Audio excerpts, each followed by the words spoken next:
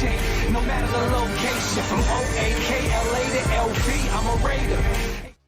Raider Nation, what's going on? You're watching the Raiders Report, and before we get into today's mailbag, I got to give some love to Magic Spoon because maybe you're not getting enough love out there. Maybe you're not in the best shape of your life. I don't know what it is, but if you want to go out and try the best tasting healthy cereal on the market, then you got to go to magicspoon.com/Raiders. $5 off your very first order. This cereal tastes so good and it's so healthy for you that shit, I think even Trent Brown would have liked it. All right, so we have questions here from YouTube. I also have some questions here from Twitter and Instagram. As I asked, I said, hey guys, submit some questions. That way I can go ahead and I can answer them. The first one's coming in here from Big Silver and Black. Hey Mitch, who would you like to see us pick up for our offensive line depth? The front five are pretty solid as long as Richie stays healthy, but after that, it gets a little suspect. Now, if I were to go out and find two more offensive lineman free agents, I would probably look at the guard position. The first name that I'm actually going to bring up here is Joe Dahl, who I actually talked about on my rumors segment as well. I liked his versatility that he would be able to bring to the Raiders,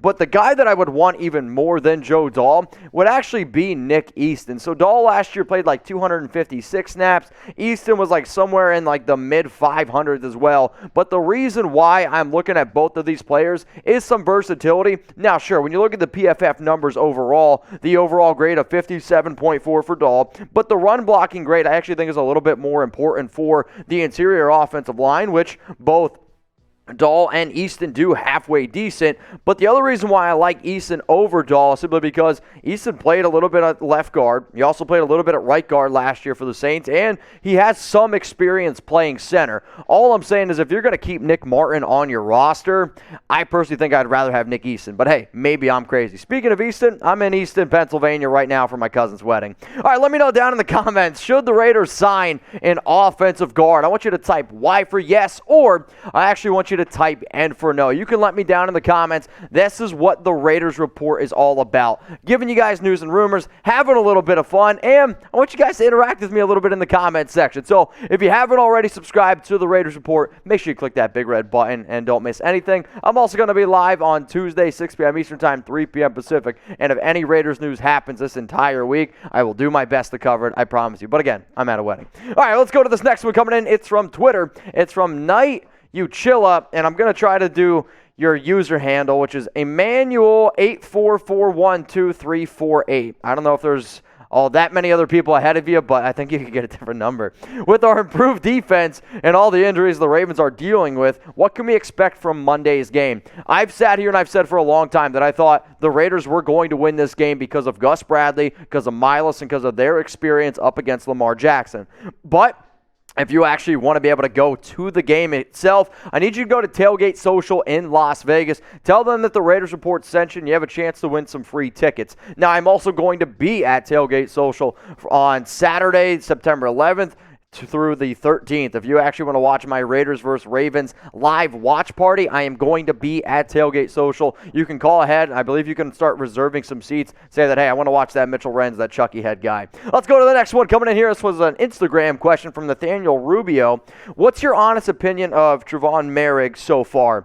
I think Moehrig's going to be an absolute stud. All the reports that I saw from training camp, from the limited time that I saw him out on the field in those joint practices, I thought that he looked really, really good. So actually in one of those joint practices, he had 4 targets against him, no catches. And the thing that he has the ability to do is not only break up, deep balls, not only be able to cover zone and man, he also isn't afraid to tackle. Like the reason why this guy won Defensive Back of the Year in 2021 or 2020 was because he can do it all. He was my number 1 rated safety, a guy that I thought could go in round 1, and Raiders ended up getting him in round 2. So am I happy? Yes. So I think he's going to be a great player? Yes, I absolutely do.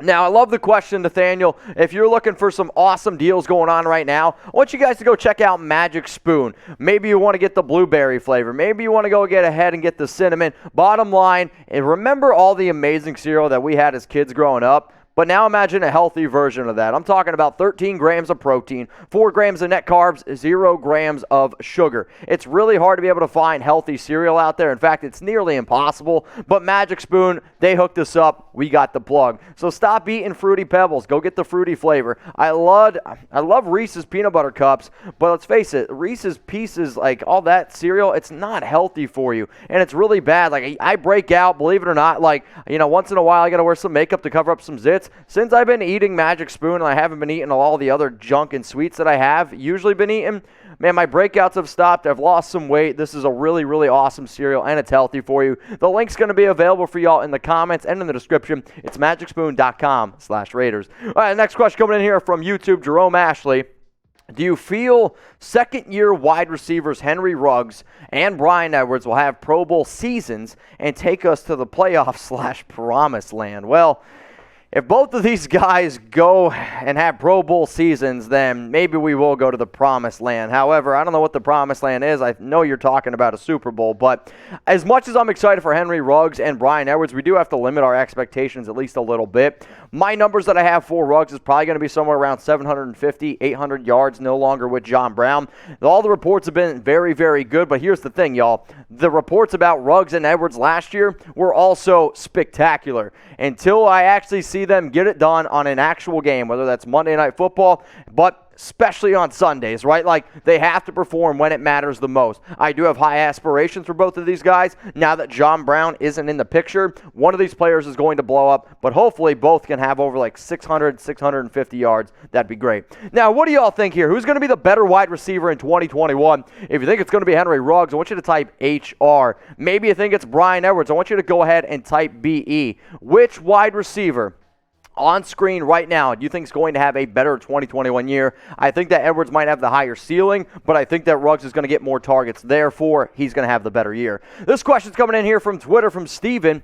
Hey, Mitch, why do you think John Brown requested to leave if he said he wanted to play for Derek Carr? He requested to leave because Zay Jones outplayed him, because Willie Snead, actually, from what I hear, was also above him on the Raiders wide receiver depth chart. So the fact that he was playing in that final game, the fact that he wasn't looking all that great in the preseason, they were like, all right, John, you're going to be the 6th wide receiver, at best the 5th wide receiver when the season starts. How does that make you feel? He was like, I don't want that. I want to get the hell out of here. I actually want to have an opportunity to play. They're like, all right, man, we'll respect that decision, but you're not going to be a member of the Raiders. He still ended up making like $1.75 million to never go out on the field, and people continue to say, we got to just stop signing guys with the last name Brown. Let's go to the next question coming up here on the Raiders board from Broham Todd. Has there been any homework done on Reuben Foster? I saw he got a workout with the Jets. He is a Bama grad, great linebacker, and just wondered if he was ever looked at as a possible fit in the defense. So I actually did a show on this probably a week ago because I had so many people like, why can't the Raiders go out and get Reuben Foster? The issue is this, guys. He hasn't played since 2018. He's had on and off the field issues. He also hasn't made the best choices in life. Sure, he had some whole scandal going on with his girlfriend, but she seemed just about as crazy as he was at that current juncture. Like, if he's healthy, yeah, maybe he can be a solid player. But right now with the current Raiders linebackers, like, we just got KJ Wright. I want nothing to do with Reuben Foster. All right, this next question, again, is going to be coming in here, and I asked you guys to go on Twitter, to go on Instagram, and submit these. If you haven't already, you can always hit me up on IG if I didn't answer you. This one's from Pizza Parties, at Pizza Parties. Would you rather rock AB's blonde mustache or Mark Davis's haircut? Wow, this is one hell of a question. So you know what I'm going to do? Before I give you my answer, I want you guys to tell me, what would you rather do? Would you rather rock Mark Davis's bowl cut? I want you to type MD. Or would you rather rock Antonio Brown's blonde mustache, type AB? As much as I would never want to rock this haircut, my life has always been about FAB. So I'm going to go ahead and type FAB, and I'm going to rock Mark Davis's bowl cut. Maybe it gets me a house like his $14 million home in Las Vegas. Fingers crossed. This one's going to go to Day One Dad. Get a pick. Can you see Hunter Renfrow as a wide receiver 1? He's been making DBs look silly all camp. Well, he was making Jalen Ramsey, apparently, Ramsey wasn't too happy about what happened. In terms of being a wide receiver one, no, Renfrow's not going to be the wide receiver one. Now, if at the end of the season he ends up finishing with the most targets, most receptions, that wouldn't surprise me, but he's never going to be considered the Raiders' wide receiver one. He's going to end up playing in the slot, but his contribution to this team over the last 2 years, 49 grabs as a rookie, 56 grabs in his sophomore season, he's probably going to be around this mark again, but that does not make him the wide receiver one. This next one's coming in from CJ2K Double Blue or Double Bleo, I don't know. Hey, Mitch, should the Raiders get C.J. Henderson? Also, my name is C.J. as well. Wow, no idea. C.J. Henderson, yeah, I get it. He might want to be traded here by the Jacksonville Jaguars. First round pick in the 2020 draft, number 9 overall out of Florida. He had some up and down moments for the Jacksonville Jaguars.